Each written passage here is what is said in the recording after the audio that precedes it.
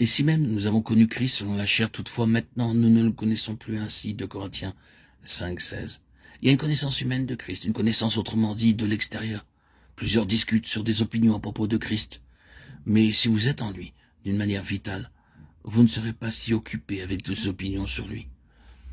Les apôtres connaissaient Jésus avant le calvaire. Ils marchaient avec lui, voyaient ses miracles, entendaient ses paroles de grâce. Mais ils ne le comprenaient pas plus que ses paroles. Ils ne pouvaient pas lui apporter de communion. Tout ce qu'il disait était plus ou moins incompris. Quand il parlait de choses spirituelles, ils pensaient qu'il faisait allusion à des choses terrestres. Ils l'aimaient de tout leur cœur, mais ils le connaissaient selon la chair. Alors vint l'ascension.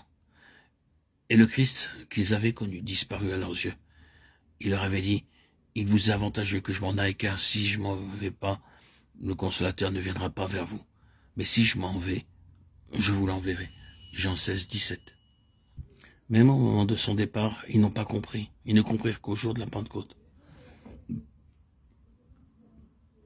À la Pentecôte, le Saint-Esprit, béni, vint leur révéler le Christ glorieux, demeurant dans leur cœur. Maintenant, ils le connaissaient selon l'Esprit. Au lieu d'être un Christ extérieur, il devint une vivante réalité intérieure. Alors ils ont estimé que souffrir avec lui était une joie, et ils ont tout sacrifié pour lui. Ainsi en est-il encore avec plusieurs d'entre nous. Nous connaissons Christ selon la chair, selon notre point de vue humain. Nous avons une connaissance intellectuelle de Christ. Nous faisons même des conceptions, des images mentales de Christ. Vous êtes-vous jamais agenouillé, vous disant, maintenant le Seigneur se tient ici, près de moi, et alors, vous avez essayé de vous l'imaginer là? Ceci n'est pas Christ, selon l'Esprit. C'est une connaissance de Christ, selon la chair. Mais lorsque nous réalisons qu'à la croix, il est mort pour nous, et que nous sommes morts avec lui, il devient une réalité vivante pour nous. Nous sommes unis à lui. En union avec lui, nous retournons à la vie courante dans le monde, et à la lumière de la croix. Nous rencontrons toutes les âmes pour lesquelles il est mort. Il se peut que nous ayons trouvé Dieu dur, pensé des fois qu'il était très cruel. Peut-être avons-nous eu peur de lui et avons-nous reculé devant la croix, devant l'entrée à la vie.